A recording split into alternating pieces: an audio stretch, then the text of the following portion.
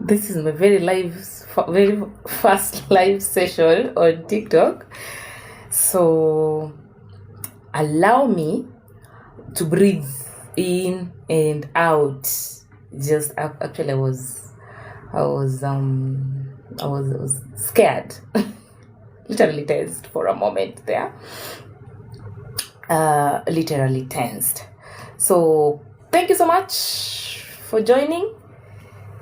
We want to talk about millennials because we want to breathe. Millennials, come, let's breathe this other side where nobody is looking at us, so that we are able to talk. Just tell me, because we want to talk about a body, mind, soul. How have you been spiritually, physically, and even mentally? How is it for you? How are you holding up? How are you, men, because we just need to breathe. Millennials, things are not easy. Thank you so much for coming from Crystal's class. Asante sana. Millennials, it's not easy for us. Millennials, it's not easy for us. Just the mere fact that you are a millennial makes literally life a task, literally a hard task, an uphill task, because we millennials, we are trying to break a lot of barriers, a lot of patterns that have been there in our lives, and we are trying to come up with let me call it a plan, or a way to break out and to break free. And it's not easy. We're the same people that we're trying to educate our children. We're the same people that again are trying to educate, not just educating our children going to school, but also educating our children on the prepositions of emotional balance. We are also trying to teach our young boys that it's okay to be around an empowered woman. We are also trying to teach our girls that it is okay to be empowered, that it is okay to be a woman. We are trying to break a number of things. So karibuni sana. My name is Dorothy Omolo, and I think for a moment, sometimes last week, this idea of having this live today, it came in last week. Tell me, you millennials, how are you breathing? How are you people holding up spiritually, psychologically, emotionally, mentally? Tell me how you people are doing, because trust me. Hello, Favored. Hello. Asanteni sana. Zurila. Asante sana. Tell me how you guys are holding up. Is there a place for commenting? I've never been on live, so please allow me to look this weird. Is there a place for commenting? Tell me how you people are doing emotionally, mentally, physically, and then again, what are you people doing to keep your heads afloat? Because somehow we need to stay sane. Those married, the gentlemen here, the women, those married, how are we holding up? How are we holding up? What are we doing to hold up? Because the number of people that are breaking down outside the walls of life is not just so easy. It's not easy. It's not easy outside here. And then when we look at everything, how everything is moving on, finance matters, it's also not giving. Thank you so much, Favored. It's not giving us an opportunity to also thrive. Now let's talk of birth order.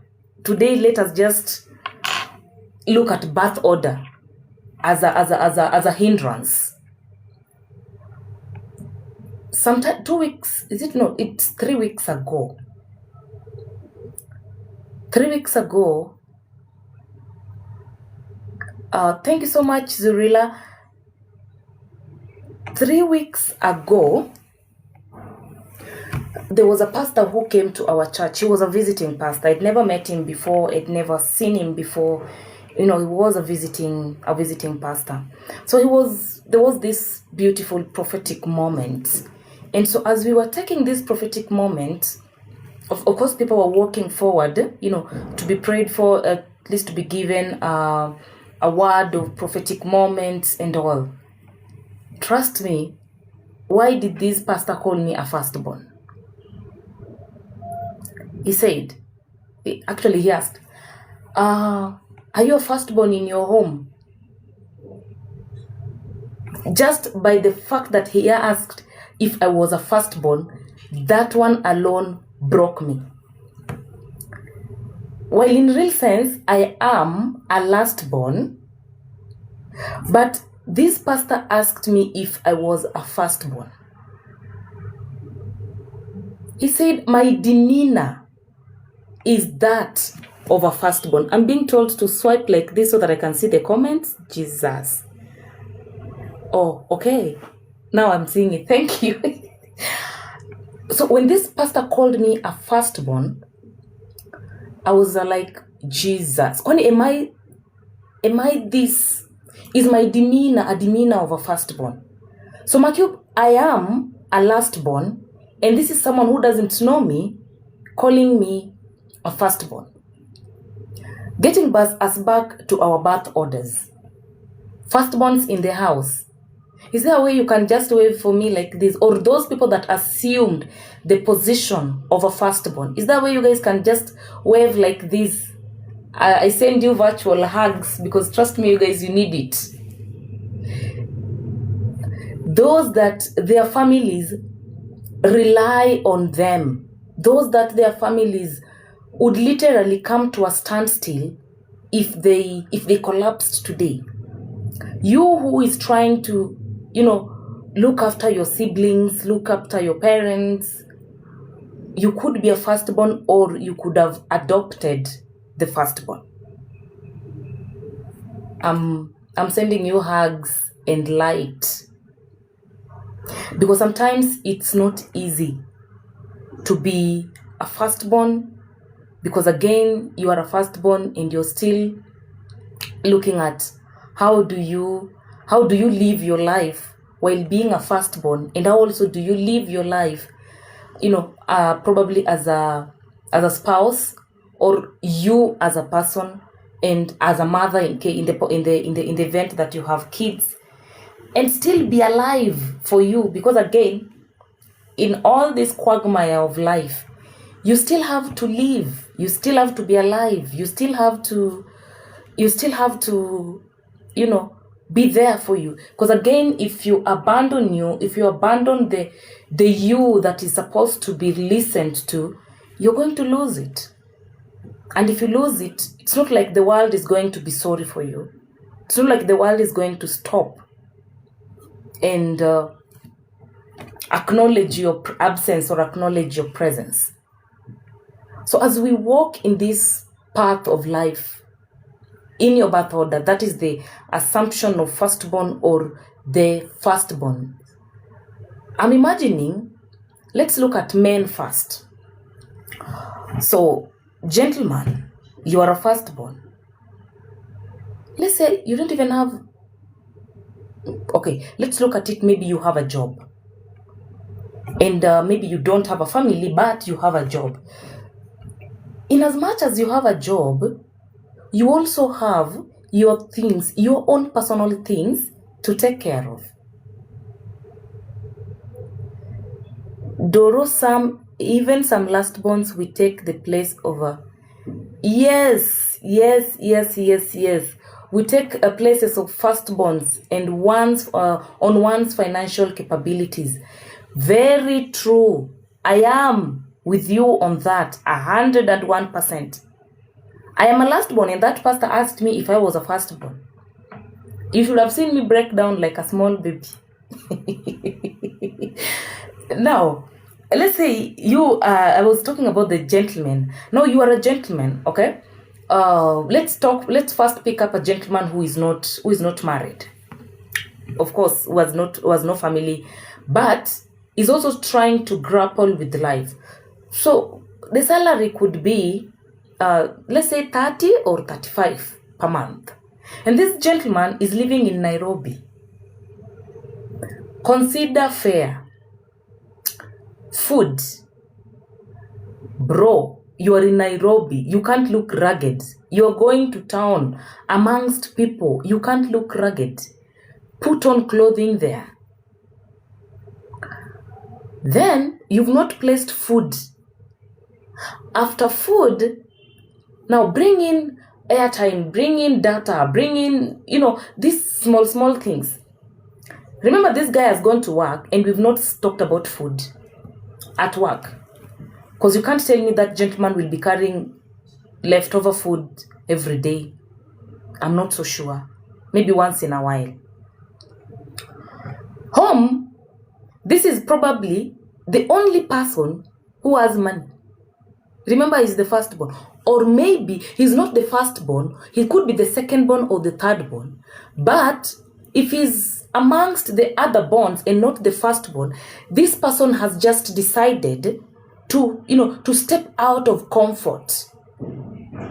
It's not like the others are comfortable where they are. No, they are also trying in their capacity, but people try differently. Now, the same person is in Nairobi. His basic salary, the take home, call it, is 35 Gs. Rent, and we've mentioned whatnot and all that. And you and I know what it takes literally now to stay afloat. Not just to stay, but to stay afloat in Nairobi. So come every end month, the family knows that our gentleman is in Nairobi. Let me sip my coffee, my friend, because things are about to get heated here. So the family knows that this gentleman is in Nairobi. Mom is calling. Dad is calling. Bro is calling. My wife, my kid, my dog, my cow, my cat, and all that. Sisi is calling. We are only having 35,000 here. Tell me why this gentleman will not start betting. Tell me why this gentleman will not start betting. Not that betting is bad, but tell me why this gentleman will never be happy. He's working. And again, it's not like helping your people is bad. But to see where he is, it's more of compulsion. It's like it's a must, ni lazima. So this gentleman will be working month to month, but he will not be able to even save a single cent. Tell me why this gentleman will not join or will not have, like me, I have Fuliza. Tell me why this gentleman will not have netwaje to timiza all these mobile app loans. So it is take from Paul, give Peter, borrow from John.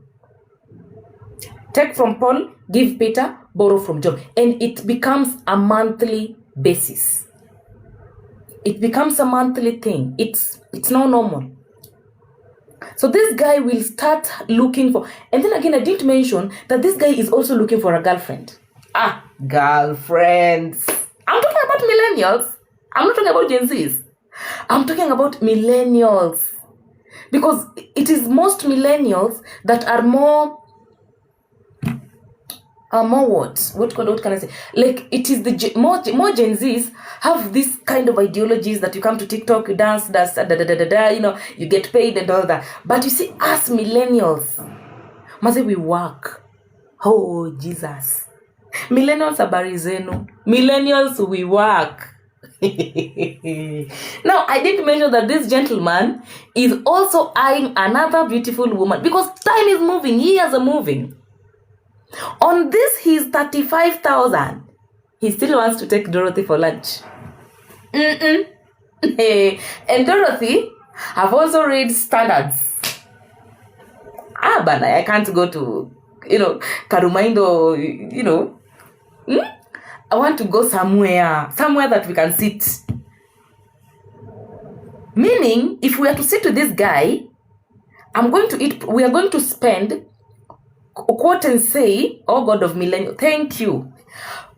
Quote and say we're going to eat something like, let's make it 3 G's on the lower side. So this boy, you can imagine how much this boy is going to cut off just to ensure that this woman eats. Then this woman is going to come in with demands. Ladies, we know how we do this. We know. So tell me why this gentleman is going to breathe well. How is this guy going to breathe, yet the family is on his neck, the girlfriend is on his neck, his life is also on his own neck? Betting, left, right, and center. Mobile uploads, left, right, and center. Now, this is why we get ourselves to a point that, you cannot hold it anymore, and now you broaden your capacity. The more you broaden your capacity mentally, you drain. The more you broaden your capacity mentally, even the responsibilities go up. Leave that gentleman alone. Let's come to women. Those that have kids. Hallelujah.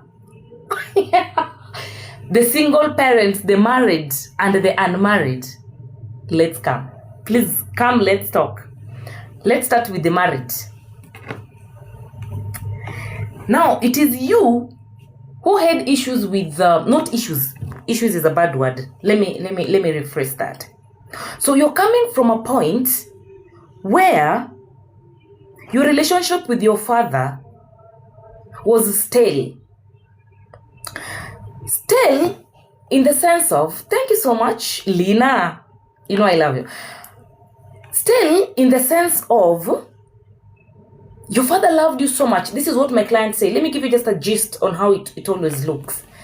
So when a client walks in, they say, Dorothy, so be like, okay, tell me how was it? How was your relationship with your dad growing up? That is after them giving me their perspective of life. And now this is the questions, the prompting questions that I do give them so that I'm able to understand where they are coming from. Because again, most of the times, people don't always understand where they're coming from. So this lady would go, Dorothy, my dad was my best friend. I go like, that's quite awesome. I had just my kind of sitting position. I'm like, oh, I want to hear this. So my dad was my best friend. I was a daddy's girl because my dad loved me. He would bring me gifts when he comes from work. You listen, and every praise is around the dad. And then you ask, okay, tell me what about your mom? How was your relationship with your mother? And then they say, okay, my relationship with my mom was not that good because I loved my father so much. And my mother did love my other brothers or my other siblings more than me. Then I say, okay, tell me about how that looked like. Then she would go ahead and say, my dad loved things done in a particular way. My dad loved things done in a particular way. And I was the one who did that. My dad loved his books arranged this way. If you did this, he would be happy. So it means that whenever she did that to the father, this girl was congratulated. This girl was acknowledged.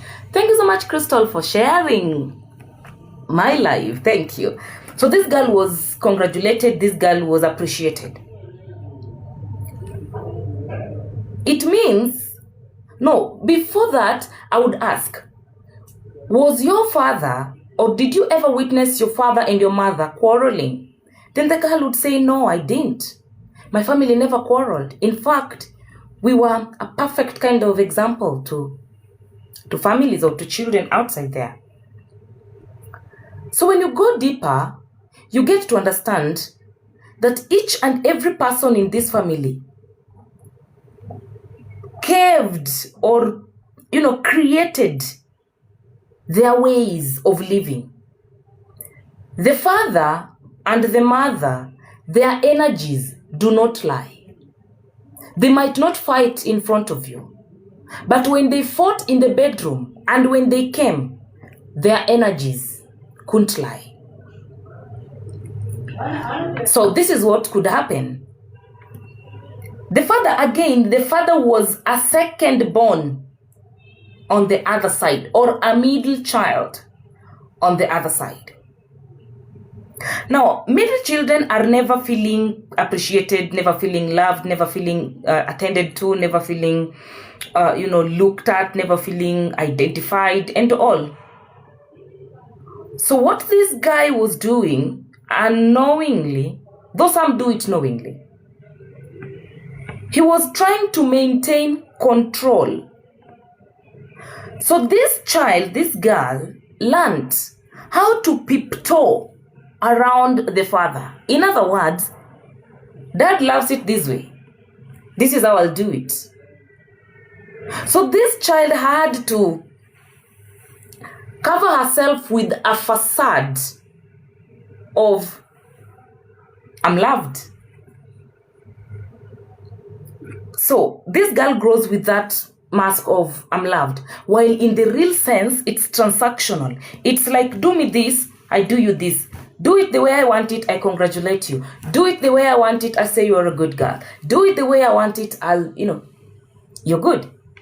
So the accolades came in as transaction. It was give me, I give you. Now this lady here today, an adult, a millennial like me, you and I, you get married to a very handsome man. Because we're talking about the married, right? You get married to a very handsome man. You live well, because at the moment of marriage, it felt like you were looking for the father, the genuine father you never had. And for men, they would be looking for the genuine motherly love they never had. So you marry today, you live together, things are okay. Then from nowhere, you're like, this is not the woman I wanted to have in my life. This is not the man I married. The beginning of all depressions. Thank you so much, Debbie. The beginning of all depressions. Now, you're living next to this person, you're sleeping next to him, you're sleeping next to her. Nampendani. Reason being, initially when you guys were meeting, it was you be my dad, me I be your mom. And then as the days went by, you realize that, wait fast, you're like my dad. And by the way, let me steal for you this a secret. Millennials, you married your father. Hallelujah. You married your father. Your father was like this. Your husband is like this. If until your husband agrees to work on himself. Men, you married your mothers. Look at your wife's characters and your mother's character. It is the same. I know you guys are going to beat me, but it's the same. If your mother was struggling with you emotionally, my friend, your wife is like that. And if your father was that kind of, if you learned to walk around your father, tiptoeing around your father, that is Lina, sorry, that is exactly how your husband is. Tell me if I'm lying. Tell me if I'm lying. Beautiful ladies here. Tell me if your husband is far different from your father. If your father was a quiet one, your husband is talkative. If your father was passive aggressive, your husband is avoidant. they go like, Miss Pendagi issues, and then you are anxious. Oh, by the way, if you had such a kind of a relationship with your dad, the kind of do this, I do this, give me, I give you. Trust me, you are anxious. Now this is what we call anxious attachment. Let's leave that aside. Millennials. Now, you're living with this guy, you're living with this wife, you don't love them. Love has depleted, and looking at where you're coming from, you can't go back. Society is just society by itself. You be like, no, I can't. What will I do? I can't. Where does that lead you? The moment you are distorted emotionally, you'll even realize that your finances is also distorted. You'll even realize that your sex life is also distorted. And once your sex life is distorted, and that is the life's vitality, my friends, millennials, our children are back home, and your emotions are all over the place. How are we moving? How are we living? How are we breathing? Please lift your hand if you're breathing, if your breathing system you feel like it's going towards the left. So millennials, some of us have Gen Zs. So those that are married, how are we going to work on what we're seeing? And because most of our children, who are the Gen Zs and Gen Alphas and Gen Zs, we've already transferred the stress to them unknowingly. And you realize most women nowadays are just walking like this.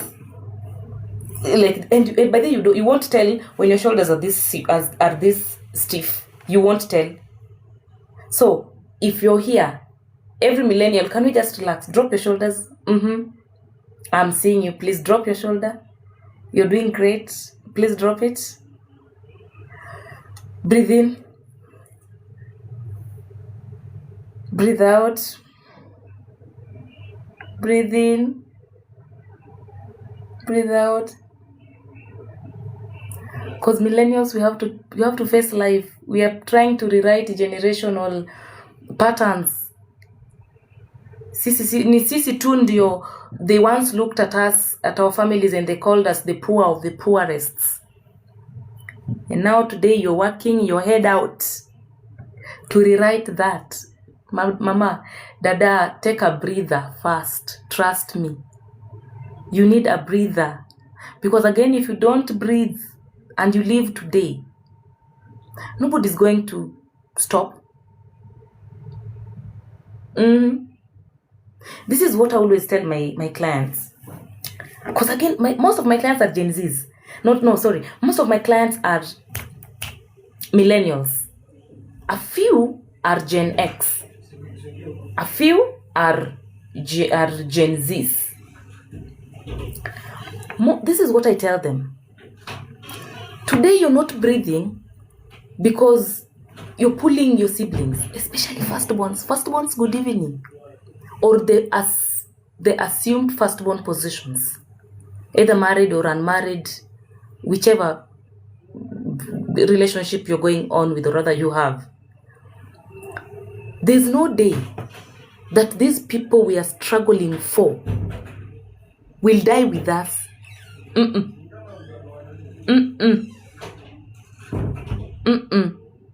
And the sooner you realize that, the better for you. Because before you are a son, you are a John. Before you are a father, you are a John. Before you are a brother, you are a John. Before you are Lina, before you are a mother, you are Lina. Before you are a sister, you are Lina. Before you are a daughter, you are Lina. Because trust me, Everybody who is looking up at you would rather have you alive and kicking than have you dead or emotionally grounded. Because most of you are like cups. You pour, you pour, you pour, you pour. But the question is, who is pouring into you? Millennials, habari. Today, mind me, I just wanted to laugh. Who is pouring into you? Remember, you are already having your own father wounds. You're having issues with the boys that you're dating or your husband. You're looking at your husband and you're like, hey. You're looking at the boyfriend you're dating and like, Mayo, there's no way we're headed with you, but it's okay because again, I've never had a stable relationship. It's only wait. Millennials, we have problems. It is us who have unstable relationships. It is us who have broken marriages. It is us. Man, there are things we can't take. So, before we lose it, I need us to be alive. Because if you're giving too much, you're even giving what you don't have. So while you're giving what you don't have, then who is going to give you back? Of course, you've poured out. You've let's talk about this cup from Chini. So you're pouring out. You're sprinkling. Of course, you're sprinkling life. That's very okay. You're sprinkling life. I love it. Very demure. Is it called demure? It's very nah. But the question is, while you're pouring out, you're sprinkling life, who is replacing? Or how are you replacing it? You see where we get a lot of traumas. You call them traumas. You see where we get a lot of traumas. Because when you sprinkle life and then you remain without life, replace it, you're going to start getting angry. Then you start harboring resentment. Because the same people that you're pouring life to, it's not guaranteed that they'll pour life back at you when you need them. Then, which narrative are you going to come up with?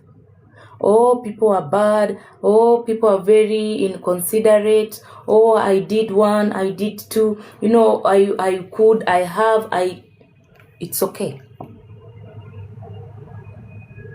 What you forgot is you poured out too much and you forgot to look for a refiller.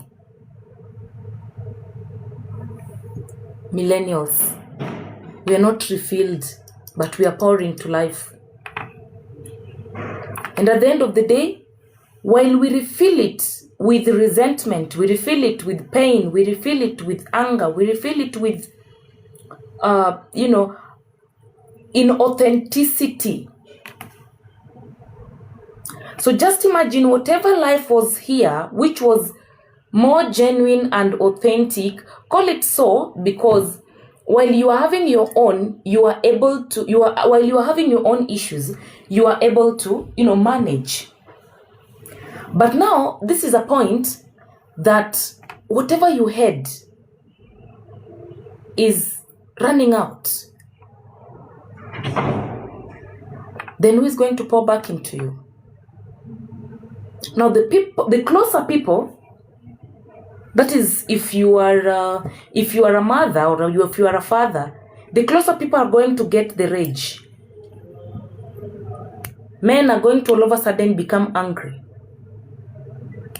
All of a sudden, they're irritable. They don't know what is really happening, but they know they're irritable. Many a times have male clients reached out and said, Dorothy, I'm just angry. I'm angry at and with everyone in the house, including my own kids, and I can't help it. Because you realize you've poured out too much. You've lived a life of emptiness for far too long and you can't hold it anymore. Then what happens? We millennials, we start getting diabetic of all the diseases, for heaven's sake. We the millennials, we start having arthritis, rheumatoids. The cases of endometriosis will never go down because our hormones are jumping left, right, and center. Men, your sexual life starts going under the bus. Women, your vaginal life goes under the bus. And then what happens? Gentlemen will say, oh, my wife is cold, my wife is dried up, my wife is bingo. They move out to get somebody else who's probably have a better lubricated pathway. Women loses even the zest and the zeal of sex, and that's why my very beautiful a friend, Crystal Kizito, takes women through vaginal classes, and hormonal reset classes organically, so that we are able to get the gist of life. But we, the millennials, most marriages that are breaking are, I can tell you from where I sit as a psychologist, are those ages below 40. And they're breaking like popcorns. And I get scared on daily basis the people, Swahili says that ndume wawili wanapopigana ni nyasi ndio huumia. Ndume mbili zinapopigana nyasi ndio huumia. Now the kids get caught up in the quagmire. The kids get caught up in the mess. And these are the very, very Gen Zs. Then before we know it, the cycle of inauthenticity goes on. So, millennials, what are you people doing to breathe well?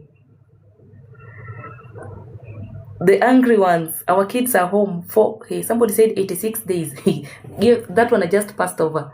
Because, bro, it is 25th of October. It is not November. It's not November. It's October. Tell me how you've planned to emotionally, it's not even about financially, to how emotionally handle you first, yourself first, before these kids and your partner.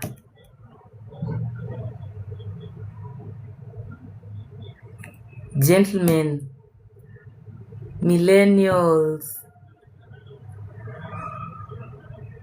how are we doing across the world? How are we doing? How are we holding up? You see, by the virtue that we were born of our mothers, and I'm going to use mothers here because it's only the mothers who have a placenta. By the virtue that we were born of our mothers, places us at a disposition, or other places as a predisposed environment of the stresses before her and those that she picked while you were conceived. So men are not really affected so much as women, because girls carry the womb, they move with it. Men, it's, once the placenta is cut, yes, there's a part of the DNA that goes with it, with him, but the better part of, is remaining. But the woman carries it through to the wombs. Millennials, as you're trying to rewrite your family's history of ile ni ile boma inaga pesa, ile ni ile boma ya watu masikini. Do you have an inlet? Do we have an inlet? If we have an outlet, but do we have an inlet? And how many inlets do we have? Because we need an emotional inlet, we need a physical inlet. So physical inlet in this case is physical support inlet. Then also we need a spiritual inlet, and then we also need physical inlet, spiritual inlet, financial inlet. That, of course, that would come with the physical inlet. Yes, so physical, emotional, and spiritual, because we're dealing with spirit, body, mind, soul, and heart. So do we have these inlets? It is the same as millennials, that some, I don't even know when some of you, plus me, at least I changed the other day, some of you went to church last or prayed. Because again, remember, if you have a lot of stress, you can't pray, because the coordination is body, mind, soul, and heart. If the body is if the soul is tired, the soul sends a signal to the body, and the body and the mind and the heart, and they all shut down. And that's why when you find yourself, when you're going through a situation, you sleep. You just want to sleep because you're feeling like your body cannot take it. You just find yourself sleeping. So what is your inlet? Millennials, what is your inlet? Where do you have these inlets, so that when you pour out, you have an inlet? My kind of inlet, I do a lot of grounding. I do a lot of Karura walks, either with family or alone or with a friend, but I do a lot of Karura walk. Trust me, I am a therapist, but I get it. It gets down to me so badly. Because remember, I'm a millennial who is a last born and acting firstborn. Not just financially, but also emotionally. You can be a firstborn, but you can be a secondborn, thirdborn, but you realize that the emotional intelligence, or rather the emotional immaturity of your first siblings is not just adding up. And so that means that you have to step up your game.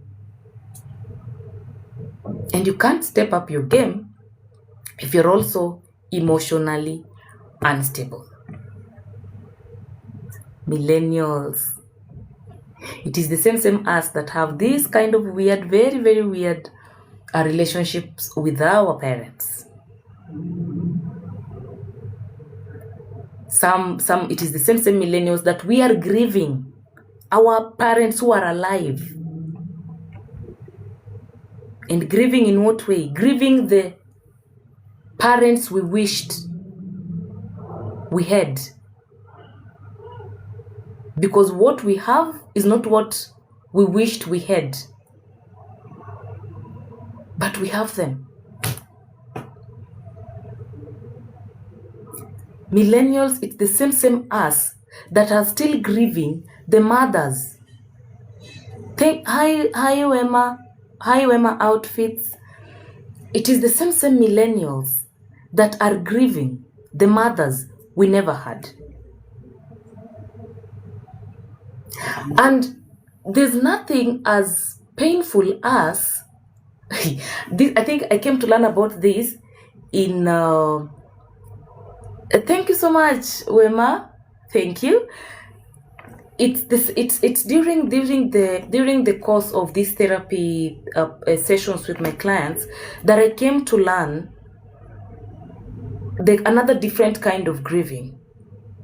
While you could be grieving the mother you wished you had, this mother becomes turns out to be a very different person to your kids. So your kids get to know a very different grandmother, and you knew a very different mother. That mother who could literally tie up your hands and beat you to a pulp. That mother who could abuse you. That mother who could who could hurl unmentionable, unquotable kind of abuses to you. You look at this mother, this same mother, relating to your kids, and you're like, no. That is not the mother that I know. That's not the woman that raised me up. So while you're grieving and feeling the pain, because for a woman, of course, the early onset signs of a mother wounds in a woman is the painful menses. Self-esteem. Add on top of it, apart from just self-esteem, is self-doubt, self-criticism, overthinking, anxiety. Okay? So while you look at your children, now like the children are now closing schools, or rather some have closed schools and some are about to close schools. You're like, am I really ready to take my children to my parents? You're looking at the mother you knew. You're like, I'm not so sure. I would rather take my kids there. They sit there for a week, a day or two with them, then I pick them up. Because the mother that is you seeing now and the mother that raised you up, these are two different people. For men, the father that you knew, because men, the other day I was taking, I was still taking some gentlemen through some sessions, and while at it, we got to learn that while men also grieve not only physical death of their fathers, but also emotional death of their fathers. Today, most men who are workaholic, again, millennials, good evening. If your husband is not here, and the men that are here, the early onset of a man with father wounds is workaholic. They would always find something to do. And the concept behind this is to embrace and still impress the father in absentia. Then with time, they start becoming angry people. A man with low self-esteem is a lethal man. Really, a lethal man. Because they also don't understand how it's going, how it's working, how it's looking like, how it's feeling. But they know there's something inside them that needs to be accomplished, but they don't know how it's supposed to be handled. Millennials, as we pour out to the world, firstborns. Next, in our next live, we'll talk about assumption of firstborns and firstborns. Then the subsequent ones will always be talking about, or the other birth orders. Because birth order by itself, your birth order, your position as a child in that family is a trauma by itself. Millennials. Your birth order in that family is a trauma by itself. Being a firstborn is a trauma by itself.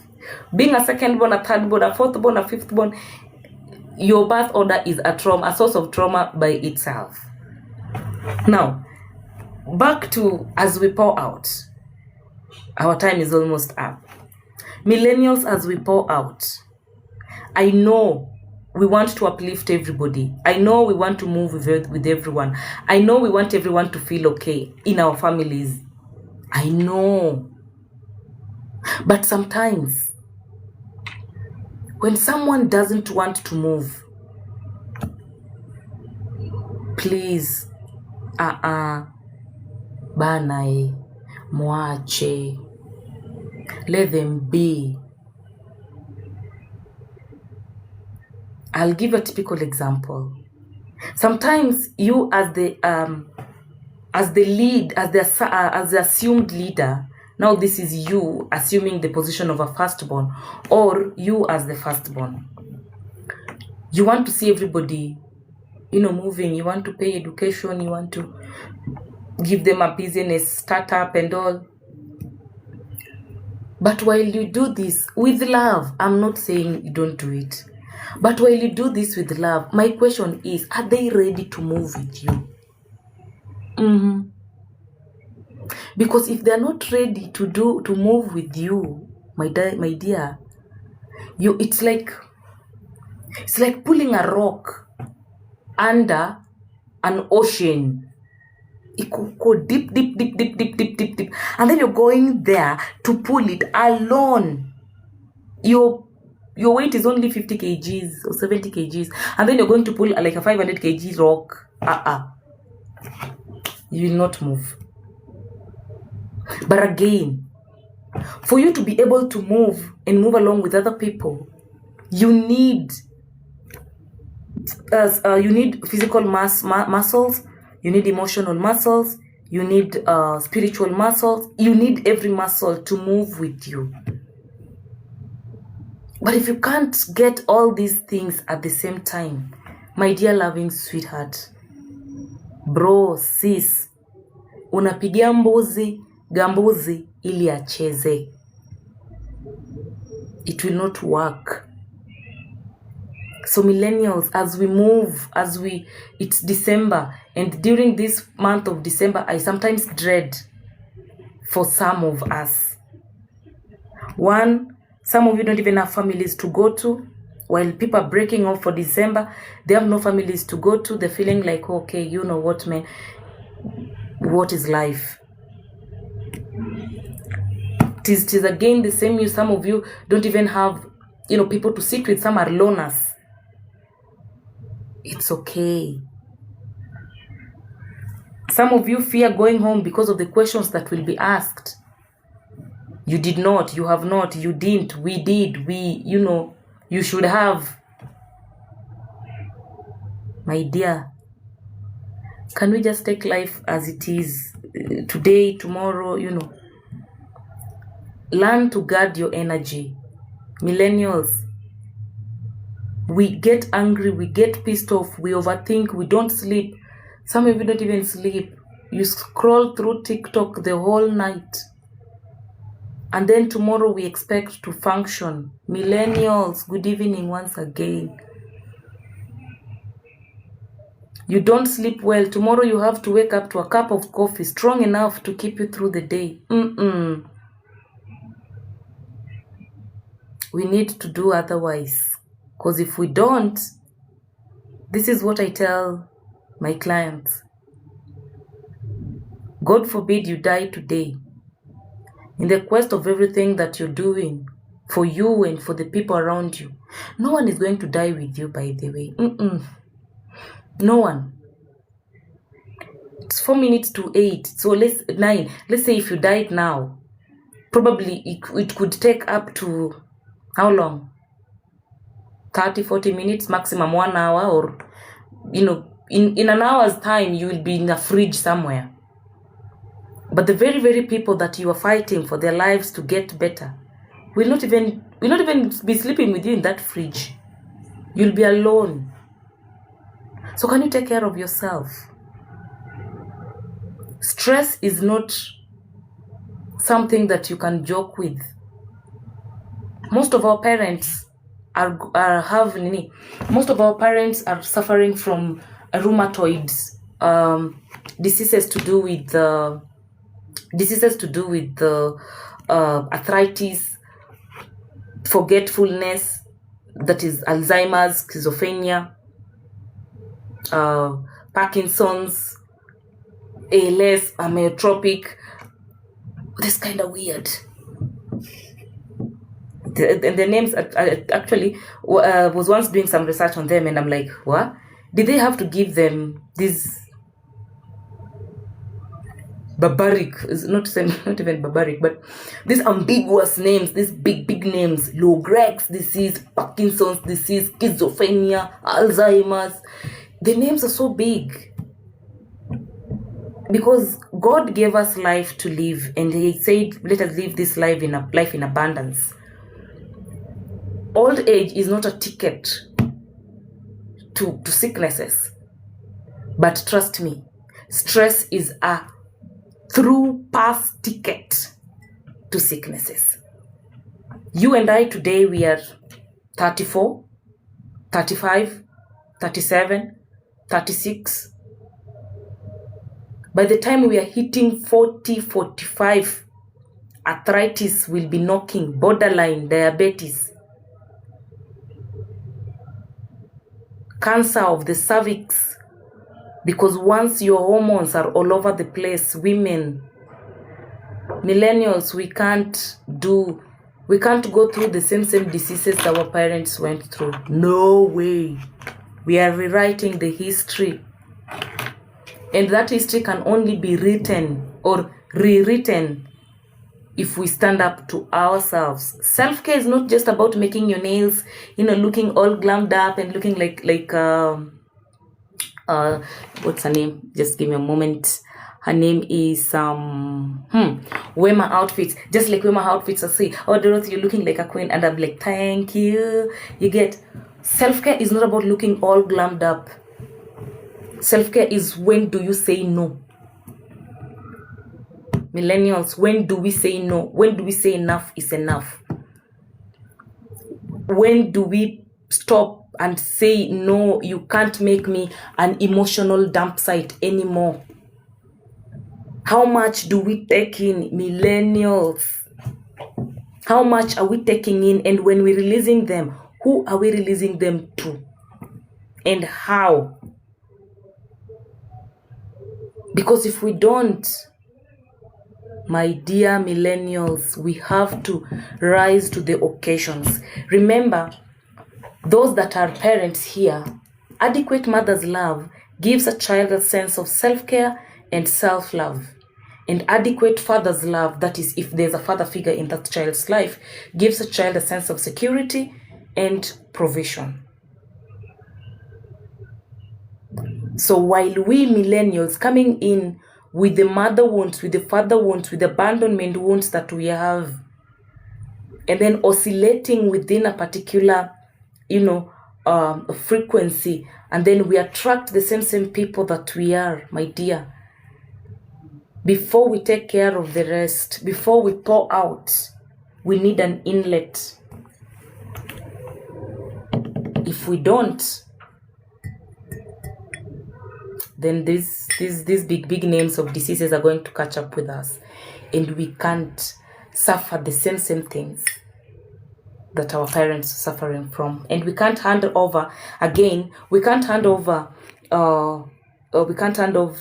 sicknesses to our children. But those that are already born, we can rewrite the history. As I'm winding up, remember, a mother's love. You as a woman, you're able to heal your family.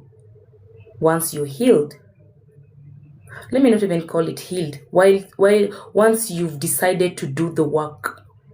Because once you change your frequency, things changes.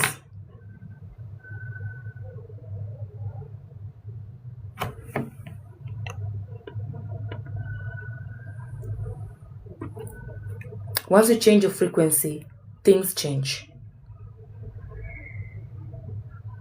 And that frequency can only be changed when you're ready. So, ladies and gentlemen, asanteni sana, and thank you so much for joining and listening. Let us do the work. Let us rewrite the history, and not put our generation in a position where we were. Mothers, it is through you that your husbands can heal. And men here, if you can decide to do the work, please do the work. Because once you do the work, things tend to align. So, millennials, just like you, just like me, I'm rooting for you people. I just want the best for you people, but we have to wake up. We have to wake up spiritually. We have to wake up emotionally. We have to wake up. Hatuna ujanja. We don't have otherwise. We have to wake up. Any questions as we are winding up? Thank you guys for joining. It was my first live, so I'm here. I don't even know what is happening, but I'm just so sure that some people are joining. Just seeing somebody join. So any question? Any question? Oh, we will be having just seen a notification come up. We'll be having a community conversation. So if you subscribe to my community, you will be part of a group.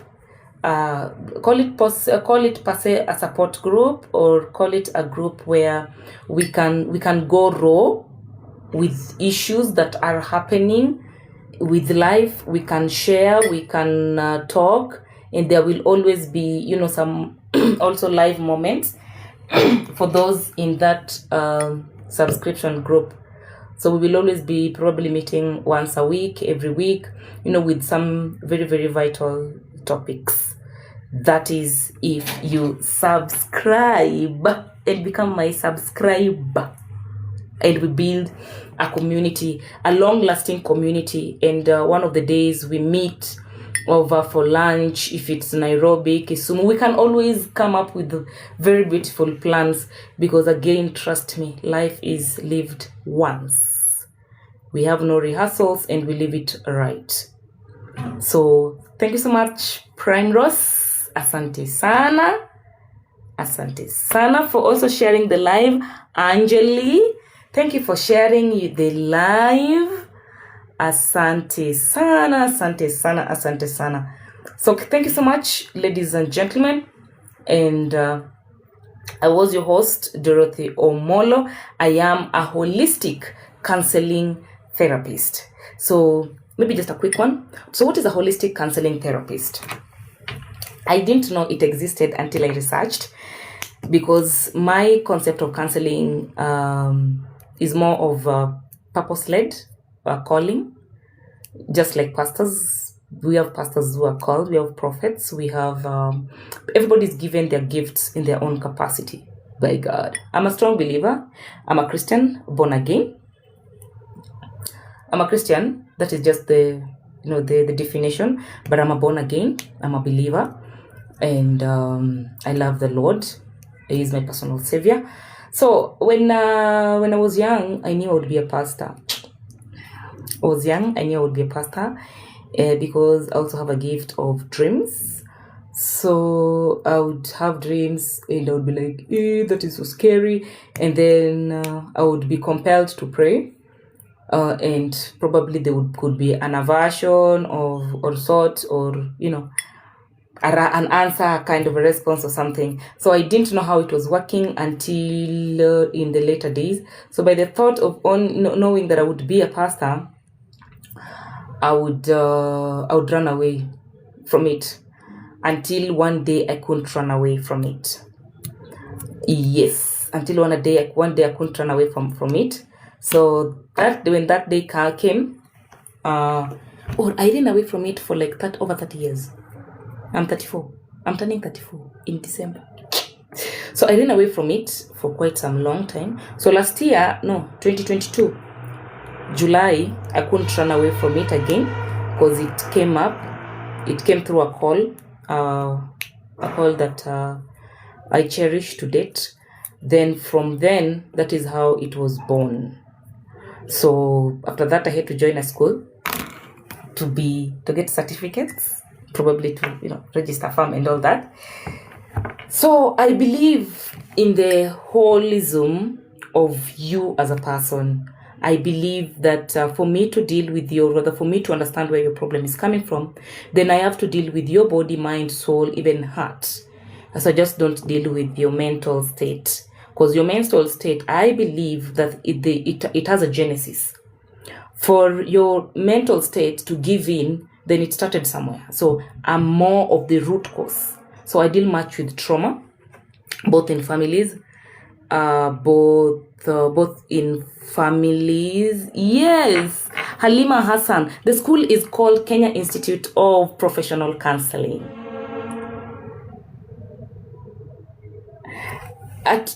Yes, so that's how it happened.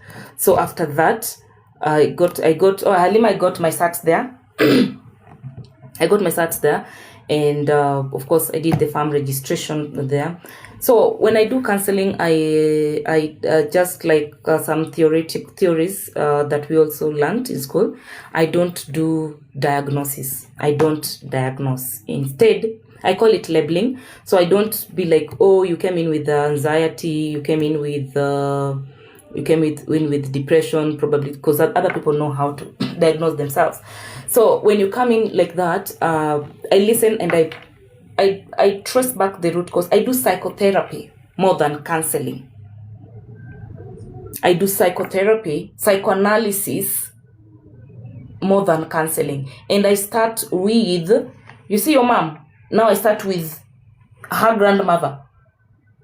It's called epigenetics. So you can imagine how the sessions are always fire. So I start with, I don't even, by the time I'm getting to you, because, you're the last in the line, by the time I'm getting to you, I start with your mom, and then her mother, and her grandmother. That's how I start.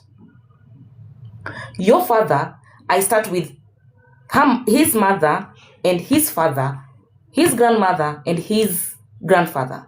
That is where I start, because it's easy for me to trace your anxiety from that place.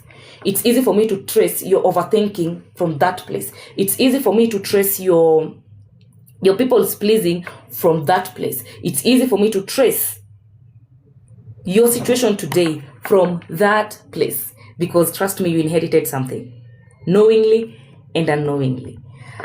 So my clinic is along Thika Road. It is a very, very cozy place. If you go through my profile, you'll realize that I think I've posted it quite sometimes. You'll realize that it's very nice. So in my post, you'll always realize that I talk more of wounds, because the emotional wounds. But I won't be talking more of bipolar, depression. But I'll tell you again how much these stress that you're repressing can cost you. I'll tell you how much they can cost you. They can cost you as much as arthritis. They can cost you cancer. They can cost you a number. The genesis of every disease, literally every, even headache, is stress. Unspoken, unattended to, unlistened, and name it. So yes, if you go through my portfolio, you'll always realize my number is there. I have a YouTube also. I'm now doing more of expansions of wounds in both males and women, and especially the Gen Z, especially the millennials, us, because our goal is to rewrite the history. So ladies and gentlemen, said and done, asanteni sana, and do have a great and a beautiful weekend. Next time, you can text me, you can inbox me here with a particular topic you'd want us to talk about, especially the millennials, where my heart breathes in, I'll appreciate, so that we are able to come up with another live. And also for the subscribers, we will have our very own place to be, so that we can always have moments together. So thank you so much once again. You can subscribe to my YouTube channel. You can follow me on all my social media platforms, because some knowledges are not taught in school. They're downloaded. And so if you want to tap, get connected. Oh, I want to be your therapist, by the way, so that I can help you. I can be one of your inlets while you become an outlet, a healthy outlet, while I become a healthy inlet. Thank you so much, guys, and you have a great and a beautiful weekend ahead of you. Asanteni sana.